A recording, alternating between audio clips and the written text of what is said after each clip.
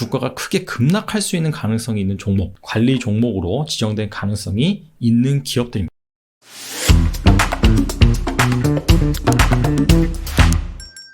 투자자들에게 중요한 시기가 찾아왔습니다. 바로 결산기입니다.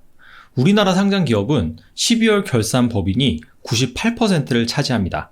그래서 1월부터 12월까지가 하나의 사업연도고요. 그 다음 해인 1월부터 3월까지가 그 한 해를 정리하는 결산기라고 평가를 합니다. 이 결산기에는 어떤 이벤트가 있느냐? 첫 번째로 실적을 발표합니다. 근데 잠정 실적이에요. 잠정 실적은 원래는 그 기업이 자율적으로 발표를 하는 건데 한 해를 마감하고 나서 결산기에는 의무적으로 이 잠정 실적을 공시를 하게 되어 있습니다. 특정 기업에 한해서요. 그리고 배당 공시도 이때 많이 나오죠. 그래서 경우에 따라서 폭탄 배당을 실시하는 업체 같은 경우에는 주가가 크게 부각을 받기도 하고요. 정기주주총회에서 새로운 사업 목적을 추가한다. 이를테면은 지금 핫한 전기차, 바이오 이런 것들을 추가한다면은 또 투자자들의 관심을 크게 받을 수가 있습니다. 그런데 이 결산기에는 좋은 이벤트만 있는 건 아니죠.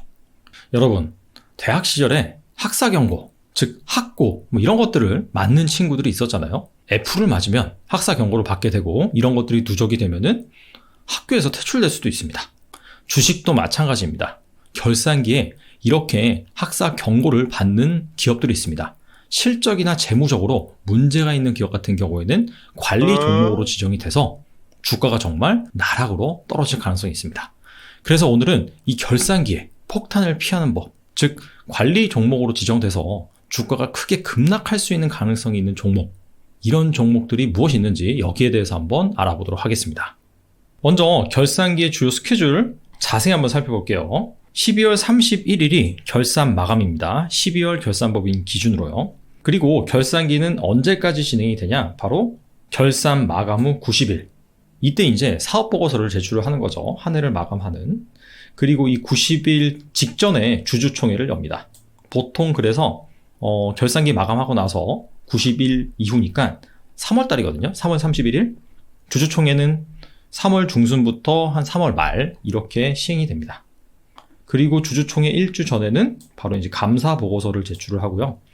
2주 전까지는 앞서 말씀드린 이 잠정 실적. 근데 원래 이 분기에 나오는 잠정 실적은 영업실적, 장점, 공시 이런 식으로 나오잖아요.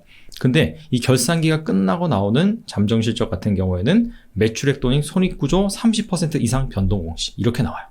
이거는 의무 공시예요. 즉 모든 기업이 이런 잠정 공시를 내는 것이 아니라 자 보시다시피 매출액이나 손익이 30% 이상 변동된 기업, 그리고 대규모 법인, 이를테면 전년도 자산 총액이 2조 원 이상 이런 기업을 대규모 법인이라고 하는데 이런 기업은 15% 이상 변동하면은 이 공시를 무조건 내야 됩니다. 자, 왜 그러냐면 사실 이 분반기 보고서 같은 경우에는 분반기가 끝나고 45일 이내에 제출하게 되어 있어요.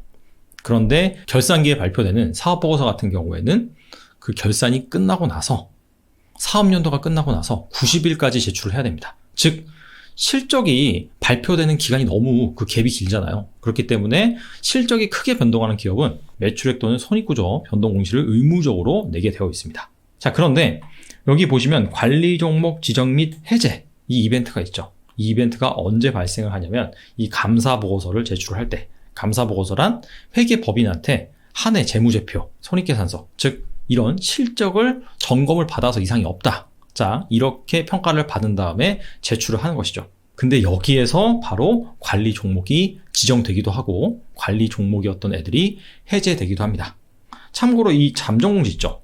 매출액 또는 손익구조 30% 이상 변동 공시. 자, 이게 나오고 나서도 관리 종목 지정 우려 이런 공시도 나오기도 해요. 그래서 이때 공시를 잘 파악해야 된다. 학교에서는 성적을 F 학점을 받으면 그죠?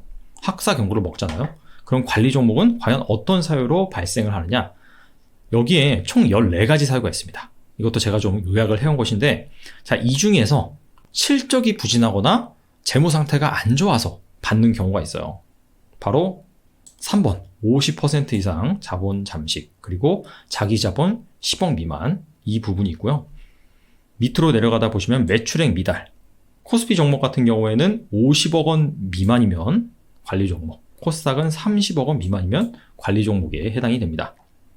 그리고 13번 장기 영업손실. 4년간 계속해서 영업이익이 적자를 기록하면 관리 종목에 지정이 되고요. 14번, 요거 조금 복잡한데 자본 총계 50% 이상 법인세 비용 차감 전 계속 사업 손실이 3년 중에 2개년도 이상이면은 관리 종목에 지정이 됩니다. 이건 뒤에서 좀 자세하게 설명을 드리겠습니다. 총 이렇게 4가지가 있는데 근데 자세히 보시면 코스피 상장 종목 같은 경우에는 사실 이 13번 장기 영업 손실, 14번 자본 총계 50% 이상 이 손실, 이거는 해당이 안 돼요. 즉 코스피 상장 종목은 적자를 막 기록을 해도 이걸로 관리 종목이나 상장 폐지는 안 됩니다. 근데 코스닥 종목은 이 두 요건이 해당이 되죠. 자, 아무튼 간에 이 4가지 요건이 바로 실적이 저조하거나 그 다음에 재무 상태가 안 좋으면 관리 종목으로 지정이 될 수 있는 그런 기준입니다.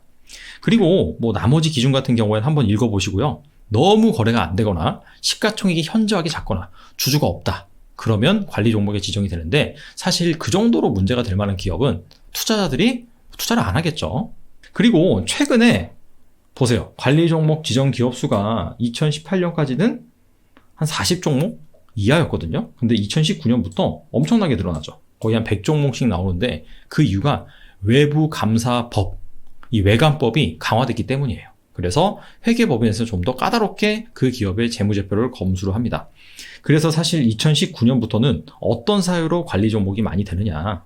여기 최근 사업년도 재무제표 감사 의견이 감사 범위 제한에 따른 한정. 이 부분이 최근에 가장 많아요. 이게 한 전체 관리 종목 지정 사유의 40%에서 50%. 그리고 우리가 앞서서 살펴본 실적이나 재무 상태가 안 좋아서 그게 한 30%에서 40% 됩니다. 근데 잘 생각을 해보세요. 사실 재무 상태가 안 좋거나 실적이 저조한 기업이 이 감사 의견 같은 경우에도 상당히 좀 부진하게 받을 확률이 높습니다.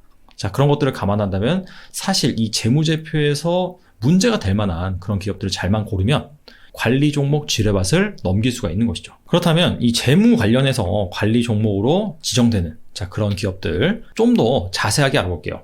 그리고 이 재무제표 관련해서 관리 종목으로 지정될 만한 기업은 사실 2020년 3분기 재무제표가 나온 그 시점에 미리 걸러낼 수가 있어요. 어느 정도는. 그래서 그 부분을 좀 알아보자는 거죠.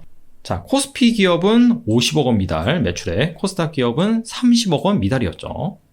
그리고 이거는 정확히 말하면 개별 재무제표 기준입니다. 즉 모회사, 자회사 이런 거 합산한 게 아니라 바로 그 기업만 본다는 거죠. 그리고 4년 연속 영업이익 적자, 이것도 개별 재무제표 기준이에요.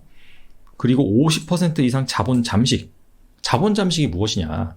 자, 그 기업에 자산이 있고 그 자산은 부채, 즉 남의 돈, 그리고 자본, 주주의 돈, 내 돈, 그것으로 구성됐잖아요. 주주의 돈을 자본 청계, 자기 자본 이런 식으로 표현하는데 자본금은 그 기업이 설립될 당시에 최초 미천이라고 보시면 돼요. 그래서 수식은 액면가 곱하기 발행 주식수입니다. 그래서 그 기업이 안정적으로 사업을 하면 그 자본금으로부터 돈을 벌면 그게 잉여금으로 쌓이죠. 그래서 그 쌓인 잉여금과 자본금을 합한 게 사실 자본 총계입니다. 그런데 그 기업이 적자를 내요. 그렇다면은 나중에 잉여금을 다 까먹고 그 이후에는 자본금까지 까먹을 수 있거든요. 그래서 그렇게 부진한 기업은 자본 총계가 자본금보다 작아지는 그런 현상이 발생을 합니다. 그게 바로 자본 잠식이다. 근데 여기에서 그냥 자본 잠식이 아니라 50% 이상 자본 잠식. 즉 자본 총계가 자본금보다 50% 이하로 낮은 기업들. 그런 기업들이 바로 50% 이상 자본 잠식이라고 합니다. 그리고 3개년도 중 2개년도 법인세 비용 차감 전 순이익 적자가 자본 총계의 50% 이상. 자, 이건 무슨 얘기냐? 복잡하죠. 우리가 세전이익이라고 하죠. 법인세를 내기 전의 이익. 여기서 법인세를 내면 순이익이에요. 그래서 세전이익이라고 하는데, 자, 그 세전이익이 3개년도 중에 2개년도가 적자예요. 근데 그냥 적자가 아니라 자본 총계 있죠. 자본 총계의 그 적자 규모가 50% 이상. 자, 그런 기업은 바로 관리 종목으로 지정이 될 수 있다. 그런 말이죠. 자, 그래서 요점은 이겁니다. 작년 3분기까지 지금 재무제표가 나왔잖아요. 자, 작년 3분기를 기준으로 방금 살펴본 이 4가지 기준에 해당되는 기업이 있다라고 한다면 그런 기업은 그냥 웬만하면은 이 3월달까지는 투자 안 하는 게 좋겠다. 자, 그런 의미겠죠. 근데 참고로 이 4가지 기준에 해당되더라도 관리 종목으로 지정 안 되는 기업들이 있어요. 기술 성장 사업부로 분류된 기업들. 대부분 바이오 기업들이에요. 그리고 뭐 테슬라 요건이라고 해서 기술 특례 상장한 기업들, 자 그런 기업들도 이 4가지 요건에 해당된다 하더라도 관리 종목으로 지정이 안 됩니다. 그건 예외예요. 자 그래서 지금까지 관리 종목이 왜 지정이 되고 얼마나 위험한지 살펴봤는데 2021년 과연 관리 종목으로 지정될 가능성이 높은 기업들 어디가 있을까요? 자 보시다시피 2021년 관리 종목으로 지정된 가능성이 있는 기업들입니다. 자본 잠식을 통해서 지정될 가능성이 있는 기업은 여기 4개고요. 4년 연속 영업이익 적자가 우려되는 기업들 리스트입니다. 그리고 마지막으로 3개년도 중에 2개년도 이상 세전이익 적자, 법인세 차관 전 이익 적자죠. 그게 자본 총계의 50% 이상 될 것으로 우려되는 그런 기업들이에요. 그래서 자 이런 기업들은 무조건 된다는 건 아니에요. 무조건 된다는 건 아니지만 3분기까지 봤을 때 그럴 가능성이 높다. 뭐 그런 의미겠죠. 뭐 좀 살펴보면 자 4년 연속 영업이익 적자 우려되는 그런 기업들 보시면 이게 2020년 3분기까지 누적 영업이익이에요. 근데 뭐 게임빌 이런 기업은 2020년 3분기까지 누적 영업이익 적자가 마이너스 6억 원이에요. 자 이런 기업은 4분기에 조금만 흑자가 나도 관리 종목이 안 되겠죠. 그런데 뭐 GV라는 기업, 이 기업은 2020년 3분기 누적 기준으로 영업 적자가 114억 원입니다. 즉 4분기에 어마어마한 어닝 서프라이즈가 나지 않는 이상은 관리 종목으로 지정될 가능성이 높겠죠. 그래서 여러분들이 혹시라도 여기 나와 있는 기업에 투자를 하신다라고 한다면 과연 뭐 턴어라운드 가능성이 없는지 뭐 4분기 같은 경우에 그런 것들을 잘 면밀히 검토를 하셔서 자신이 있다라고 하면은 보유할 수 있지만 그게 아니다라고 한다면은 당분간은 좀 기피하시는 게 중요하겠죠.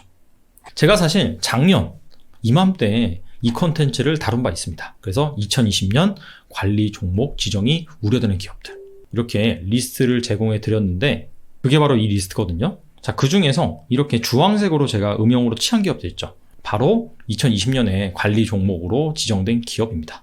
그래서 한 절반 정도가 관리 종목으로 지정이 됐다라는 거. 관리 종목으로 지정이 되면은 사실 주가가 곤두박질 치기 마련입니다. 그리고 한 번 더 그 요건을 해소하지 못한다라고 한다면 나중에는 상장 폐지가 되죠. 자, 그렇기 때문에 워렌 버핏의 투자 원칙이 뭐예요? 자, 원금을 잃지 않는 것이다. 두 번째 원칙은 첫 번째 원칙을 지키는 것이다. 지금 시장이 좋아서 웬만한 주식들이 다 올라서 너무 들떠 있고, 자, 그래서 좀 더 위험한 투자, 그런 것들을 선택하실 수가 있는데 중요한 것은 바로 지키는 투자다라는 것을 여러분들이 잘 간직을 하시고요. 자, 조심스럽게 리스크 관리를 하면서 투자하셨으면 좋겠습니다. 오늘은 여기까지 하겠습니다. 감사합니다.